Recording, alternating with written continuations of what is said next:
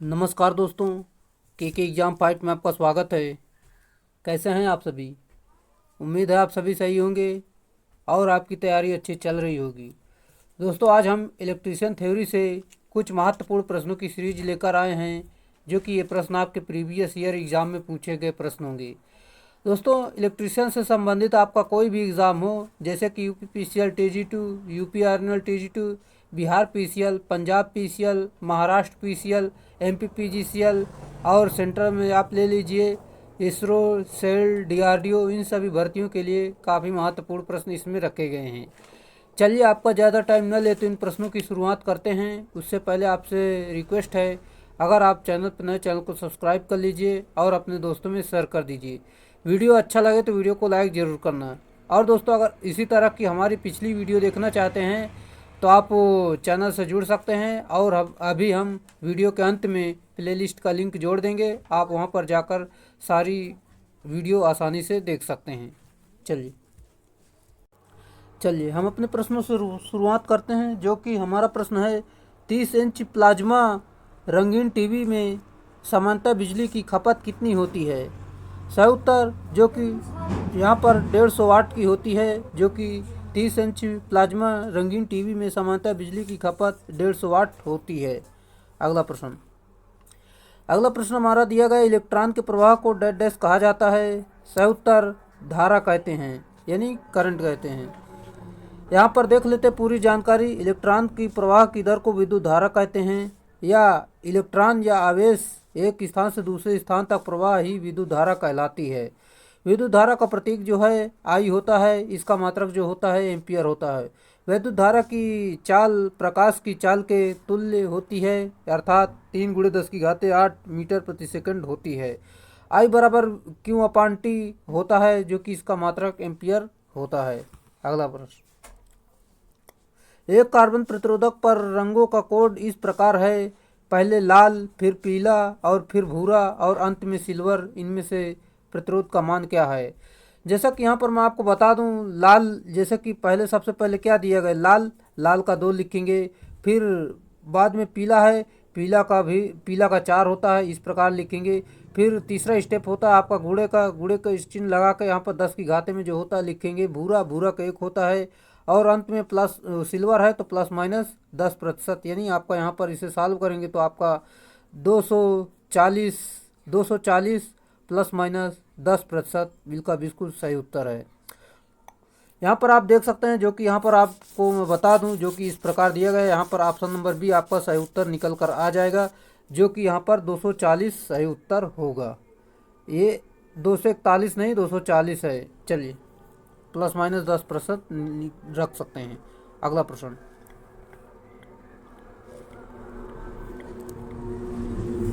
किसी इलेक्ट्रॉन पर प्रवाह होता है? सही उत्तर जो कि प्लस में इलेक्ट्रॉन पर जो होता है 1.602 × 10⁻⁻19 कूलाम होता है। यहाँ पर प्लस का नहीं होता है, जो कि यहाँ पर माइनस का होता है। अगर प्रोटॉन पर होता तो यहाँ पर प्लस का होता। अगला है, एक अवरोधक पर चांदी वाली पट्टी के लिए सहनशीलता टॉलरेंस क्या है? अभी मैंने आपको बताया 10% होता है। सोना होता तो 5% हो जाता है, और कोई कलर नहीं होता तो 20% हो जाता है।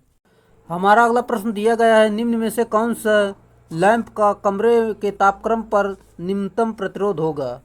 चलिए, यहाँ पर आपका फार्मूला होता है P बराबर V² होता है। इस फार्मूले पर सभी का मान रखेंगे जो कि दिए गए हैं, तो यहाँ पर आपका आंसर निकल कर आ जाएगा 200 वाट और 220 वोल्ट। यही आपका सबसे निम्नतम तापमान प्रतिरोध होगा, यहाँ से आप निकाल सकते हैं। चलिए अगला प्रश्न, 100 वाट और 230 वोल्ट वाले दो लैंपों को 230 वोल्ट पर सीरीज में लगाया जाता है, तब बिजली की खपत क्या होगी? चलिए, इसे भी उसी प्रकार सॉल्व करेंगे, जैसे कि यहाँ पर 230 वोल्टेज है और 100 वाट है। फार्मूला आपका होता है जो कि P बराबर V² होता है।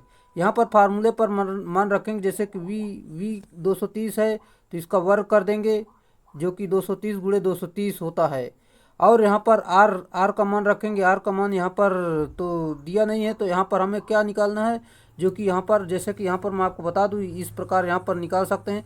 यहाँ पर अलग इसका फार्मूला होता है, जो कि उल्टा समान है तो तुल्य वाट होगा। तो इस प्रकार यहाँ पर फार्मूले रखेंगे तो यहाँ पर 50 वाट इसका सही उत्तर निकल कर आ जाएगा। ऑप्शन नंबर ए बिल्कुल सही उत्तर है। इसका दूसरा फार्मूला, आप इसे ध्यान से देख लीजिए। अगला प्रश्न आपका दिया, यदि किसी सेल फोन की बैटरी 11 वोल्ट पर संचालित होती है और इसमें संगीत बजने के दौरान 0.9 एम्पियर का करंट प्रवाहित करना होगा, तो आवश्यक पावर क्या होगी? पावर यहाँ पर आपको बताना, जो कि यहाँ पर फार्मूला होता है P बराबर VI। यहाँ पर वोल्टेज दिया गया है, धारा दी गई है।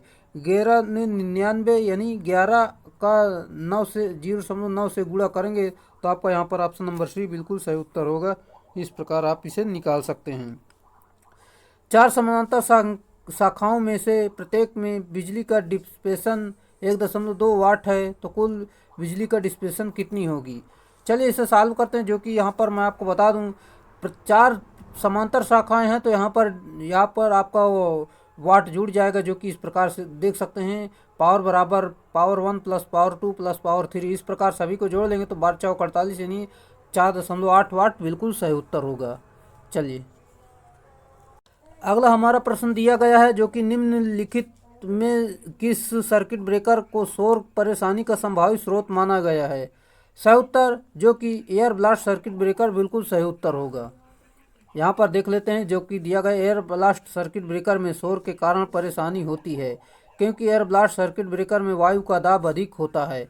इस सर्किट ब्रेकर में करंट चोपिंग की घटना भी होती है। आर्क चोपिंग इसलिए घटित होता है क्योंकि इसमें वायु का दाब अधिक होने के कारण सप्लाई धारा शून्य होने पर परिपथ वियोजक के संपर्क में खोला जाता है, जिससे प्रत्येक अत्यधिक आर्क उत्पन्न न हो। इस घटना को धारा चोपिंग कहते हैं। चलिए और अगला देखते हैं, जो कि उच्च दाब पर सिलेंडर में भरा हुआ वायु ब्रेकर संपर्कों के मध्य तीव्र गति से छूटता है, जो आर्क को बिखेरने व बुझाने में सहायक होता है। अगला है, एक थर्मल प्रोटेक्शन स्विच किसके विरुद्ध सुरक्षा प्रदान करता है? सही उत्तर ओवरलोड के विरुद्ध सुरक्षा प्रदान करता है। जैसा कि एक थर्मल प्रोटेक्शन स्विच जो है ओवरलोड के विरुद्ध सुरक्षा प्रदान करता है। इसमें बाई मेटालिक स्ट्रिप के ऊपर तापक कुंडलियों को लपेटकर बनाया जाता है। मोटर के अतिभार तथा अतिधारा प्रदोष की अवस्था में जब धारा का मान निर्धारित धारा के मान से अधिक हो जाता है, तब तापक कुंडलियों में से ताप से तप्त होकर द्विधातु की पत्ती मुड़ जाती है और मुड़कर ट्रिप परिपथ को ऑन कर देती है, जिससे कि ट्रिप परिपथ ओवरलोडेड मशीन को प्रणाली से अलग कर मशीन को यहाँ पर अतिधारा से जलने से बचा लेता है, यानी अधिक धारा से जो जल जाती है उससे आपका सुरक्षा कर देता है। अगला हमारा प्रश्न इस प्रकार है, जो कि देख सकते हैं आप, एल्युमिनियम, सोडियम, कैल्शियम, ऑक्सीजन और कॉपर क्लोराइड डेड सामग्री के उदाहरण हैं। सही उत्तर अनुचुंबकीय के उदाहरण हैं। एल्युमिनियम, सोडियम, कैल्शियम, ऑक्सीजन और कॉपर क्लोराइड अनुचुंबकीय सामग्री का उदाहरण है। अनुचुंबकीय सामग्री की चुंबकीय पारगम्यता का मान 1 से कुछ अधिक होता है। अगला है, कंपास का नॉर्थ मैग्नेटिक पोल किस दिशा को दर्शाता है? सही उत्तर भौगोलिक उत्तर दिशा को दर्शाता है। कंपास का नॉर्थ मैग्नेटिक पोल भौगोलिक उत्तर दिशा को दर्शाता है। उसी प्रकार साउथ मैग्नेटिक पोल भौगोलिक दक्षिण दिशा को दर्शाता है। अगला है, निम्नलिखित में से क्या एक नरम चुंबक का उदाहरण है? सही उत्तर सिलिकॉन लौह जो है एक नरम चुंबक का उदाहरण है। जैसा कि सिलिकॉन लौह एक नरम चुंबक का उदाहरण है, जबकि अन्य सभी एल्निको टंगस्टन इस्पात द्वारा परमानेंट मैग्नेट बनाई जाती है। अगला है, चुंबकीय रूप से मृदु पदार्थों में क्या होता है? सही उत्तर उच्च पारगम्यता होती है। यहाँ पर मैं आपको बता दूं, जो कि मृदु पदार्थों में सामान्यतः उच्च पारगम्यता होती है, इसी कारण इसका बीएच वक्र का क्षेत्रफल कम होता है एवं इसका प्रयोग परिणामित्र यानी ट्रांसफार्मर कोर के रूप में किया जाता है, जहाँ बी चुंबकीय घनत्व और एच जो है चुंबकीय सामर्थ्य को प्रदर्शित करता है। अगला है, अधिक धारिता पदार्थों को किस के उत्पादन के लिए उपयोग करते हैं? राइट आंसर स्थायी लौह कांते के लिए प्रयोग करते हैं। अधिक धारिता यानी रिटेंटिविटी वाले पदार्थों का उपयोग स्थायी चुंबक बनाने में किया जाता है, जैसे एल्निको स्टील आदि। एल्निको में एल्युमिनियम, कोबाल्ट एवं निकिल का मिश्रण होता है। अगला जो कि हमारा इस प्रकार दिया गया, जैसा कि निम्न में से क्या एक पैरामैग्नेटिक पदार्थ का उदाहरण है। सही उत्तर टेंटलम जो है एक पैरामैग्नेटिक पदार्थ का एक उदाहरण है। यहाँ पर देख लेते हैं लौह चुंबकीय पदार्थ यानी फेरोमैग्नेटिक सबस्टेंस। लौह, निकिल, कोबाल्ट, फौलाद, स्टील। अनुचुंबकीय पदार्थ मतलब ये लौह चुंबकीय है, निकिल, कोबाल्ट, फौलाद, स्टील ये सब लौह चुंबकीय हैं। जबकि अनुचुंबकीय पदार्थ के बारे में देखते हैं platinum, sodium, magnesium, aluminium, oxygen, manganese, chromium आदि ये आपके अनुचुंबकीय हैं। प्रतिचुंबकीय देख लेते हैं जो कि डायमैग्नेटिक सबस्टेंस के बारे में सोना, चांदी, तांबा, जस्ता, बिस्मिथ, नमक, जल आदि ये जो होते हैं आपके प्रतिचुंबकीय होते हैं। अगला हमारा प्रश्न दिया गया निम्नलिखित में से किस उपस्कर में विद्युत धारा के ऊष्मन प्रभाव का प्रयोग किया जाता है। सही उत्तर बिजली की फर्नेस इसका सही उत्तर है। चलिए देख लेते हैं जो कि इस प्रकार दिया गया है हमारा लोड सेल का प्रयोग डैश डैश के मापन हेतु किया जाता है। सही उत्तर वजन मापन के लिए करते हैं। यहाँ पर देख लेते हैं लोड सेल का प्रयोग वजन के मापन हेतु किया जाता है। लोड सेल एक ट्रांसड्यूसर है जिसका प्रयोग विद्युत सिग्नल उत्पन्न करने के लिए किया जाता है, जिसका परिमाण मापित बल के समानुपाती होता है। अगला है सेल में सीरीज में लगाई जाती है। क्या सीरीज में लगाते हैं। सही उत्तर जो कि वोल्टेज रेटिंग में वृद्धि करने के लिए सीरीज में लगाते हैं। सेल सीरीज क्रम में वोल्टेज रेटिंग में वृद्धि करने के लिए लगाई जाती है तथा सेल समांतर में करंट रेटिंग में वृद्धि करने के लिए लगाई जाती है। जैसा कि यहाँ पर सेल में अगर वोल्टेज को बढ़ाना है तो आपको सीरीज क्रम में जोड़ दीजिए, अगर यहाँ पर धारा को बढ़ाना है तो आपको समांतर क्रम में जोड़ना पड़ेगा। जैसा कि 1.5 वोल्ट की 4 सेल समांतर में लगाई जाती हैं तो इनकी आउटपुट वोल्टेज कितना होगा। सिंपल सा वही होगा, इसमें कोई परिवर्तन नहीं होगा। समांतर में सेलों की मतलब वोल्टेज जो है समान होती है। अगला हमारा प्रश्न दिए गए विकल्पों में से कौन सा लैंप का प्रतीक है। आपको बताना है इसमें से कौन सा लैंप का प्रतीक है। ये ऑप्शन नंबर डी जो है ये आपका लैंप का प्रतीक है। जो ऑप्शन नंबर बी है ये बजर है, और जो ये ऑप्शन नंबर ए है जो ये एलईडी का है, और ये जो सी है तो ये एलडीआर का दिया गया है। अगला प्रश्न दिए गए विकल्पों में से कौन सा बैटरी का प्रतीक है। बैटरी के प्रतीक को आप सभी को पता होगा। ऑप्शन नंबर डी बिल्कुल सही है। ये तो लैंप का है, ये अर्थ का है, ये तो आपका पोलराइज्ड कैपेसिटर का दिया गया है यानी ध्रुवित कैपेसिटर है। अगला हमारा दिए गए अर्थिंग के संबंध में दिए गए प्रतीकों में से सही प्रतीक की पहचान करना। अर्थिंग का तो आपको अभी मैंने बताया जो कि ऑप्शन नंबर ए बिल्कुल सही है। ये तो आपका स्टार का चिन्ह बना हुआ है। अगला है इस प्रतीक का नाम क्या है। आपको बताना ये प्रतीक कौन सा है। सही उत्तर पैनिक लैंप है। यह प्रतीक पैनिक लैंप को दर्शाता है जो 24 वोल्ट डीसी आपूर्ति पर कार्य करता है। इसका उपयोग आपातकालीन स्थिति में किया जाता है। अगला है प्रदत्त प्रतीक को पहचान करना। ये आपको कैसा प्रतीक दिया गया यानी सिंबल कैसा है तो आपको बताना है। सही उत्तर ये ग्राउंडिंग है यानी मृषीकरण बिल्कुल सही उत्तर है। चलिए देख लीजिए अगला प्रश्न देखते हैं जो कि हमारा अगला प्रश्न दिया गया है निम्नांकित आकृति को दर्शा रहा है, ये कैसा है। सही उत्तर ये इंटरमीडिएट स्विच की सिंबल बना हुआ है।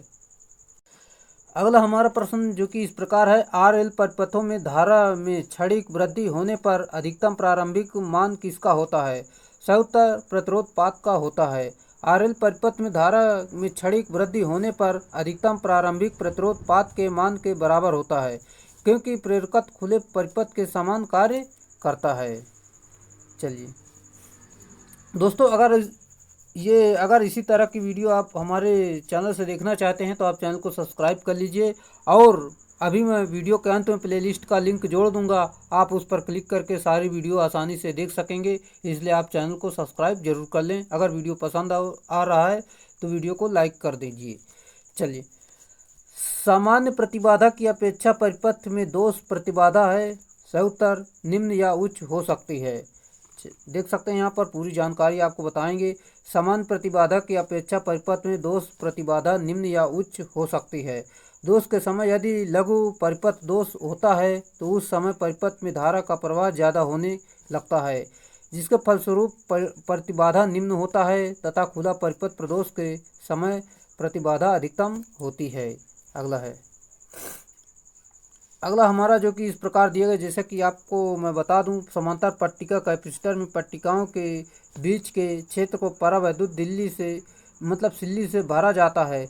कैपेसिटर को एक सेल के साथ जोड़ा जाता है और सिल्ली को बाहर निकाल लिया जाता है। तो इसका सही उत्तर है कैपेसिटर के विभव अंतर में वृद्धि हो जाता है। चलिए देख लेते हैं पूरी जानकारी आपको बताएंगे। समांतर प्लेट संधारित्र यानी कैपेसिटर प्लेट के बीच के क्षेत्र को परावैद्युत सिल्ली से भरा जाता है। कैपेसिटर को एक सेल के साथ जोड़ा जाता है और सिल्ली से बाहर निकाल लिया जाता है तो कैपेसिटर में विभव अंतर में वृद्धि हो जाती है। C बराबर Q/V होता है। चलिए अगला प्रश्न हमारा इस प्रकार दिया गया, जो कि देख सकते हैं, वह आपूर्ति जो कंडेंसर से होकर नहीं गुजर सकती है वह है। सही उत्तर DC आपूर्ति होती है। अगला हमारा प्रश्न दिया गया, एक DC शंट मोटर का मंदन परीक्षण डैश ह्रास का पता लगाने के लिए किया जाता है। सही उत्तर जो कि यहाँ पर लव और घर्षण ह्रास का पता लगाने के लिए करते हैं। एक DC शंट मोटर की स्थिति गति की मोटर कहलाती है। इस मोटर का मंदक परीक्षण लौह तथा घर्षण ह्रास ज्ञात करने के लिए किया जाता है, क्योंकि यह दोनों ही हानियां स्थिर प्रकार की होती हैं।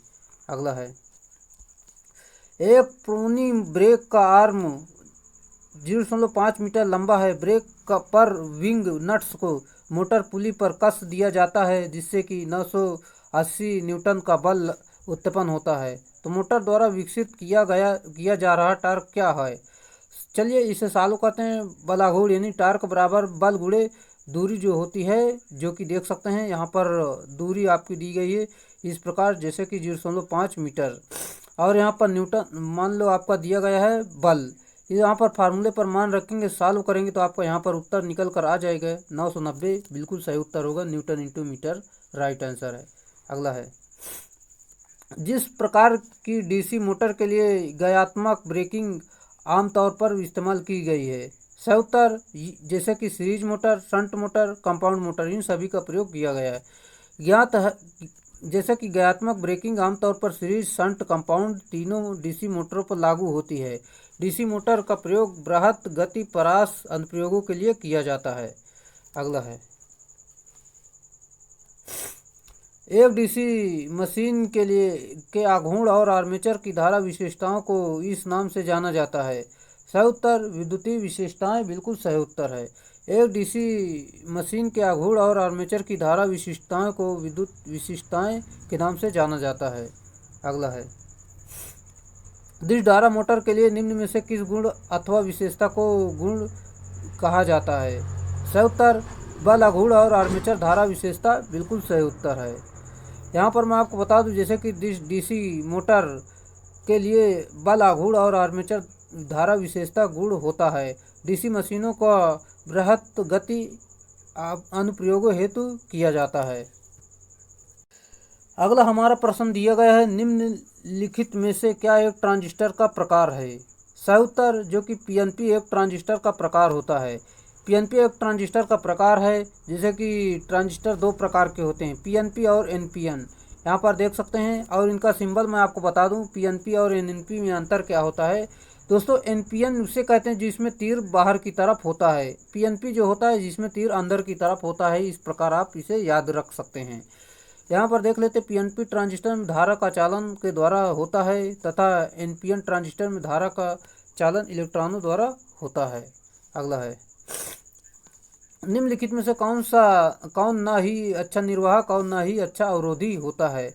सही उत्तर अर्धनिर्वाहक जो होता है ये ना अच्छा रोधी और ना ही निर्वाहक होता है। जैसे कि अर्धनिर्वाहक का मतलब सेमीकंडक्टर ना ही अच्छा निर्वाहक मतलब ना ही अच्छा कंडक्टर और ना ही अच्छा इंसुलेटर होता है। इसका चालक से कम तथा कुचालक से अधिक होती है। इसके बाहरी कोष में इलेक्ट्रॉनों की संख्या 4 होती है। इसका प्रतिरोध ताप गुणांक ऋणात्मक होता है। सेमीकंडक्टर पदार्थ जैसे कि सिलिकॉन, जर्मेनियम होते हैं। अगला है, डायोड के कार्य की तुलना निम्नलिखित में से किसके कार्य के साथ की जा सकती है? सही उत्तर स्विच। चलिए देख लेते हैं यहाँ पर पूरी जानकारी। PN संधि डायोड दो सिरों की युक्ति होती है। यह एक पीएन संधि से निर्मित होती है। डायोड में धारा एक दिशा में आसानी से प्रवाहित हो सकती है, परंतु इसके विपरीत दिशा में डायोड धारा के प्रवाह में अत्यधिक प्रतिरोध उत्पन्न करता है एवं धारा के प्रवाह को अवरुद्ध करता है। अतः डायोड एक दिशी युक्ति है। इस प्रकार हम कह सकते हैं कि डायोड को इलेक्ट्रॉनिक परिपथ में एक स्विच की भांति प्रयुक्त किया जा सकता है। अगला हमारा प्रश्न दिया गया है, अर्धनिर्वाहक उपकरण जो कि प्रकाश की ऊर्जा को विद्युत ऊर्जा में परिवर्तित करने में सक्षम है, उसे डैश डैश के रूप में जाना जाता है। सही उत्तर सोलर सेल के रूप में हम जानते हैं। चलिए, सोलर सेल सौर ऊर्जा को विद्युत ऊर्जा में परिवर्तित करने वाली युक्ति होती है। इस सोलर सेल को इस प्रकार डिजाइन किया जाता है कि सूर्य की किरणें उसकी सतह पर सीधे आपतित हों। सोलर सेल प्रकाश वोल्टेज सिद्धांत पर कार्य करता है, अर्थात इसमें प्रकाशीय फोटॉन के आपतन के कारण विभव उत्पन्न होता है। सोलर सेल में बाह्य बाष्पीकरण की आवश्यकता नहीं होती है। अगला हमारा प्रश्न इस प्रकार दिया गया, जो कि ट्रांसफार्मर में कोर के चुंबकीकरण परिवर्तन के कारण निम्न में से कौन सी हानियाँ होती हैं। सही उत्तर हिस्टैरिसीस हानियाँ होती हैं।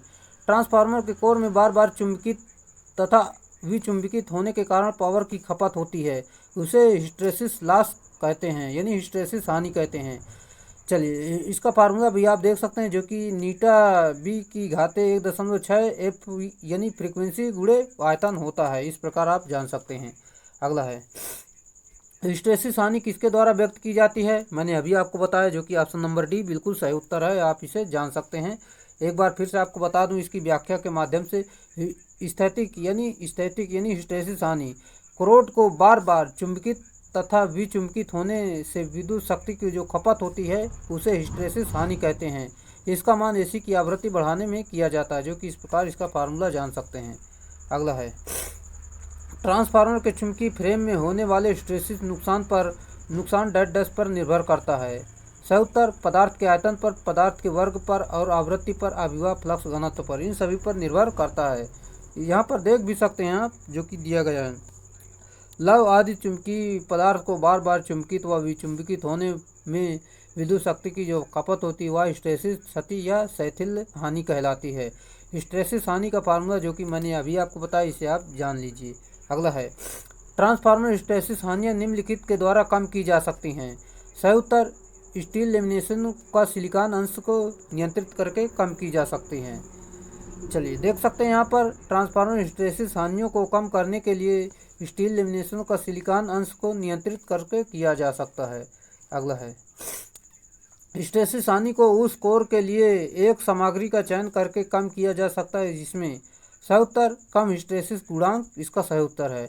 हिस्टैरिसीस हानि को उस कोर के लिए एक सामग्री हेतु कम हिस्टैरिसीस गुणांक वाला पदार्थ कम काम में लेते हैं। इसलिए हम वैद्युतिक मशीनों में निम्न शैथिल्य ह्रास स्टील प्रयोग में लाते हैं।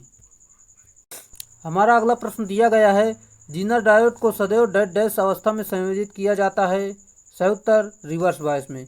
जीनर डायोड सदैव रिवर्स बायस में संयोजित किया जाता है। चलिए, देख लेते हैं यहाँ पर। इस प्रकार इसका डायग्राम भी आप समझ सकते हैं।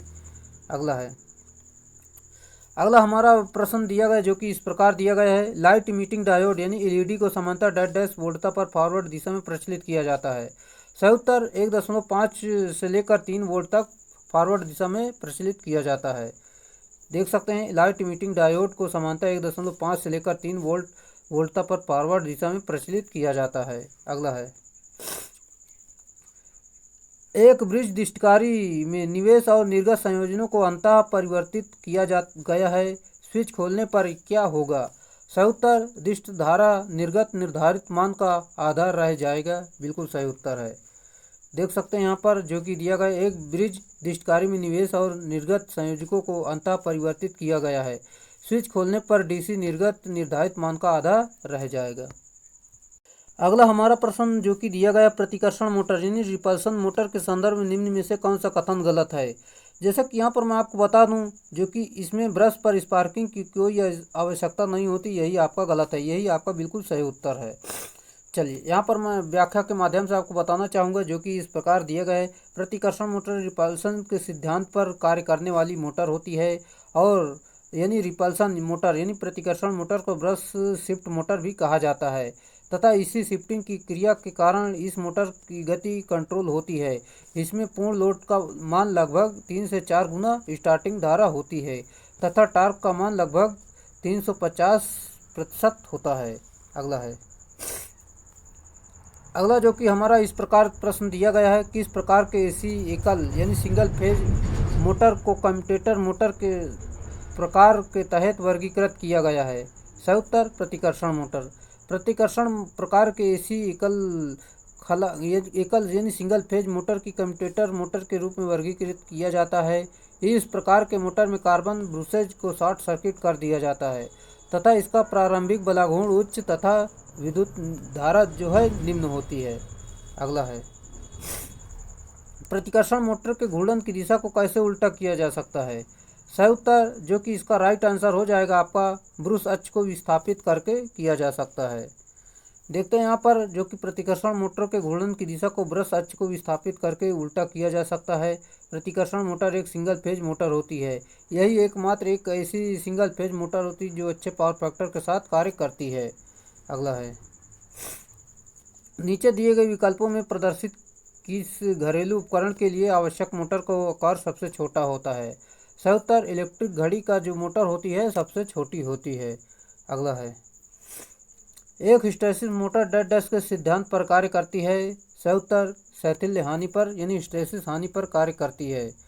यहाँ पर मैं आपको बता दूँ, हम जानते हैं कि हिस्टैरिसीस मोटर के रोटर पर ना तो दांते होते हैं और ना ही किसी प्रकार की वाइंडिंग होती है, जिससे स्टेटर के घूर्णी चुंबकीय क्षेत्र से रोटर में भंवर धारा एवं हिस्टैरिसीस प्रभाव दोनों उत्पन्न होते हैं।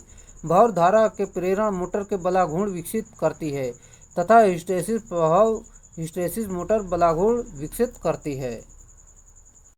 अगला प्रश्न हमारा दिया गया जो कि इस प्रकार है, जैसे कि कॉमन इमीटर विन्यास में उत्सर्जक प्रतिरोध का प्रयोग किया जाता है, किस लिए। सही उत्तर जो कि स्थिरता प्रदान करने के लिए किया जाता है। यहाँ पर देख लेते हैं जो कि दिया गया इस प्रकार, जैसे कि कॉमन इमीटर विन्यास में उत्सर्जक प्रतिरोध का प्रयोग स्थिरता के लिए प्रयोग किया जाता है। कॉमन इमीटर ट्रांजिस्टर में परिपथों में इमीटर टर्मिनल प्रायः भूसंपर्कित रहता है यानी अर्थिंग रहता है। इनपुट टर्मिनल बेस तथा इमीटर होते हैं एवं आउटपुट टर्मिनल कलेक्टर तथा इमीटर होते हैं। अगला है, एक एनपीएन ट्रांजिस्टर में लीकेज विद्युत धारा किसके प्रवाह के कारण होती है। सही उत्तर संग्राहकता से आधार की ओर छिद्र के कारण होती है। यहाँ पर आप जान सकते हैं इस प्रकार दिया गया है। चलिए, जैसा कि यहाँ पर आप देख लीजिए जो कि लीकेज करंट यानी अल्पसंख्यक आवेश वाहक के कारण प्रवाहित होती है और आधार और संग्राहक रिवर्स बायस में होते हैं तथा इसमें छिद्र यानी होल्स अल्पसंख्यक आवेश वाहक के रूप में उपस्थित होते हैं। इसके कारण प्रवाहित धारा संग्राहक के आधार की ओर होती है, जो कि इस प्रकार जान सकते हैं। अगला है, अगला प्रश्न हमारा जो कि इस प्रकार दिया गया, जैसे कि यहाँ पर मैं आपको बता दूँ, एक ट्रांजिस्टर एम्पलीफायर का फॉरवर्ड धारा प्रवर्धन फैक्टर डेड डैश के साथ आउटपुट धारा तथा इनपुट धारा का अनुपात होता है। सही उत्तर आपका हो जाएगा जो कि यहाँ पर ऑप्शन नंबर डी, आउटपुट लघु परिपथ यानी आउटपुट शॉर्ट सर्किट, इसका राइट आंसर है। अगला हमारा प्रश्न दिया गया, निम्नलिखित में से कॉमन कलेक्टर एम्पलीफायर का गुण क्या है। सही उत्तर उच्च इनपुट प्रतिबाधा, बिल्कुल सही उत्तर है। देख लेते हैं यहाँ पर जो कि इस प्रकार दिए गए, कॉमन कलेक्टर एम्पलीफायर की इनपुट प्रतिबाधा उच्च होती है क्योंकि कॉमन कलेक्टर में रिवर्स बायस में होती है। अगला हमारा प्रश्न दिया गया जो कि इस प्रकार है, जैसे कि 415 volt 3 phase squirrel cage induction motor के लिए अंगूठे के नियम थंब रूल के रूप में पूर्ण भार धारा डेड डैश के रूप में ली जा सकती है। सही उत्तर HP यानी हार्स पावर रेटिंग का 1.5 गुना इसका सही उत्तर है। 415 volt 3 phase squirrel cage induction motor के लिए अंगूठे के नियम यानी थंब रूल के रूप में पूर्ण भार धारा यानी HP यानी हार्स पावर रेटिंग का 1.5 गुना के रूप में ली जा सकती है। प्रेरणा यानी इंडक्शन मोटर पश्चगामी शक्ति यानी पावर फैक्टर पर कार्य करती है। अगला है, 3 फेज मोटर को जब सीधे चालू किया जाता तब इसकी आरंभिक यानी प्रारंभिक धारा लगभग कितनी होती है जब इसे सीधे चालू किया जाता है। सही उत्तर पूर्णतः लोड भारा का 5 से 8 गुना होता है। चलिए देख लेते हैं यहाँ पर जो कि दिया गया है, थ्री फेज मोटर को जब सीधे चालू किया जाता है तब इसकी आरंभिक यानी प्रारंभिक पूर्ण लोड धारा की 5 से 8 गुना होती है, क्योंकि इसमें परिणामी ऋण ट्रांसफार्मर की तुलना एयर गैप बहुत अधिक होता है, जिसके सापेक्ष रिएक्टेंस का मान भी बढ़ जाता है तथा शुरुआती पावर फैक्टर का भी मान घट जाता है। अगला प्रश्न जानने से पहले दोस्तों मैं आपको बताना चाहता हूं, अगर आप हमारी इसी तरह की पिछली वीडियो देखना चाहते हैं तो अभी मैं वीडियो के अंत में प्लेलिस्ट का लिंक जोड़ रहा हूं, आप उस पर क्लिक करके सारी वीडियो आसानी से देख सकते हैं। चलिए, और वीडियो दोस्तों अच्छा लग रहा है तो वीडियो को लाइक ज़रूर करें।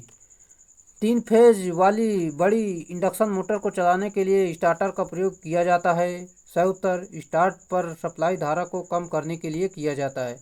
3 फेज वाली इंडक्शन मोटर को चलाने के लिए स्टार्ट पर सप्लाई धारा को कम करने के लिए उपयोग किया जाता है।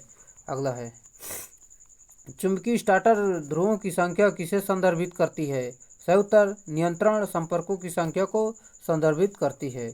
अगला है, एसी मोटर का स्टार्टर का क्या नाम है? सही उत्तर चुंबकीय स्टार्टर नाम है। अगला है,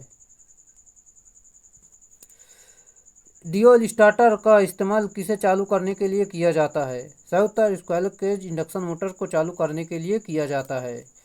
dual starter in direct online starter का प्रयोग कम क्षमता की स्क्वीरल केज इंडक्शन मोटर के रूप में किया जाता है, इसको स्टार्ट करने के रूप में करते हैं। अगला हमारा प्रश्न दिया गया, निम्नलिखित में से कौन सा डिजिटल इंटीग्रेटेड सर्किट के लिए एक उदाहरण है? सही उत्तर फ्लिप फ्लॉप बिल्कुल सही उत्तर है। Flip flop digital integrated circuit का उदाहरण है। डिजिटल इंटीग्रेटेड सर्किट बाइनरी मान 1 और 0 जैसे असतत संकेतों यानी डिस्क्रीट सिग्नल को ऑपरेट करते हैं। ये circuit digital logic gates, multipliers, flip flop आदि का उपयोग करते हैं। इन सर्किट को डिजाइन करना और किफ़ायती होता है, और यहाँ पर मैं आपको बता दूँ उपयोग करते हैं, और इन सर्किट को डिजाइन करना किफ़ायती बनाना आसान होता है। अगला आपका दिया गया जो कि मोनोलिथिक रजिस्टर में रजिस्टर आर और विस्तृत क्षेत्र जो है एल की लंबाई बीच की क्या संबंध है? सही उत्तर आपका हो जाएगा जो कि इस प्रकार है, जैसे कि यहाँ पर एल के बढ़ने पर आर बढ़ता है, बिल्कुल सही उत्तर है। यानी आपका यहाँ पर देख सकते हैं आर इंक्रीज करेंगे तो एल इंक्रीज हो जाएगा। चलिए, मोनोलिथिक आईसी में प्रतिरोध आमतौर पर ट्रांजिस्टर क्षेत्र के किसी अधिक प्रतिरोधक यानी बल्क रिवर्सिबिलिटी का प्रयोग करके प्राप्त किया जाता है। अगला हमारा प्रश्न दिया गया जो कि 6 पोल 60 हर्ट्ज 3 फेज इंडक्शन मोटर की तुल्यकालिक गति कितनी होती है? सिंपल सा NS बराबर 120 F/P होता है। फार्मूले पर मान रखेंगे, सॉल्व करेंगे तो यहाँ पर आपका उत्तर आ जाएगा 1200 RPM, बिल्कुल सही उत्तर है। ये तो आपके जबान पे रटे होने चाहिए। इस प्रकार के सवाल से आपका कंपटीशन डिसाइड नहीं होता है।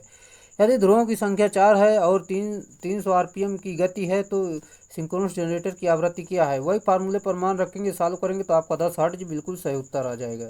इस प्रकार जान सकते हैं। अगला प्रश्न, एक सिंक्रोनस मोटर की गति क्या है? राइट आंसर बदलते लोड पर लगभग स्थिर रहती है। यहाँ पर देख लेते हैं सिंक्रोनस मोटर के लाभ क्या हैं। यह नो लोड से फुल लोड तक स्थिर गति प्रदान करती है। इसमें पावर फैक्टर को आसानी से बदल सकते हैं। यह सामान्यतः उच्च दक्षता पर परिचालित होती है। अगला हमारा प्रश्न जो कि इस प्रकार दिए गए, जैसे कि अल्प उत्तेजन तुल्यकालिक मोटर डैश पर धारा लेती है। सही उत्तर पश्च शक्ति गुणक पर यानी लैगिंग पावर फैक्टर पर कार्य करती है। अल्प उत्तेजित तुल्यकालिक मोटर यानी अंडर स्टार्टेड सिंक्रोनस मोटर पश्च यानी लैगिंग पावर फैक्टर पर कार्य करती है। अगला हमारा प्रश्न दिया गया जो कि इस प्रकार है, जैसे कि तुल्यकालिक मोटर में पोल्स की संख्या दर्शाने वाले कारक को होता है। राइट आंसर जो कि आपूर्ति, आवृत्ति और गति इसका सही उत्तर है। आपूर्ति, आवृत्ति और गति के द्वारा तुल्यकालिक मोटर के पोल की संख्या दर्शाई जाती है। अगला हमारा प्रश्न दिया गया, दिश धारा जनरेटर यानी डीसी जनरेटर में आर्मेचर प्रतिक्रिया डैश द्वारा निर्मित होती है। सही उत्तर आर्मेचर की धारा द्वारा निर्मित होती है। डीसी करंट में जनरेटर आर्मेचर प्रतिक्रिया आर्मेचर में भार धारा द्वारा प्रभावित होती है। आर्मेचर प्रतिक्रिया के 2 घटक होते हैं, क्रॉस मैग्नेटाइजिंग, डिसमैग्नेटाइजिंग। ये दोनों फार्मूले आप याद रखिए। दोस्तों, अगले प्रश्न जानने से पहले मैं आपको बताना चाहता हूँ, अगर दोस्तों इसी तरह की वीडियो आप हमारे चैनल पर देखना चाहते हैं तो चैनल को सब्सक्राइब कर लीजिए, और अगर अगली वीडियो देखना चाहते हैं तो अभी मैं प्लेलिस्ट का लिंक जोड़ रहा हूं, आप उस पर क्लिक करके सारी वीडियो आसानी से देख सकते हैं, जो कि इलेक्ट्रिशियन थ्योरी की तैयारी यहाँ पर अच्छे से कराई गई है। और दोस्तों अगर वीडियो पे आया करें तो आप वीडियो को पूरा ज़रूर देखा करें।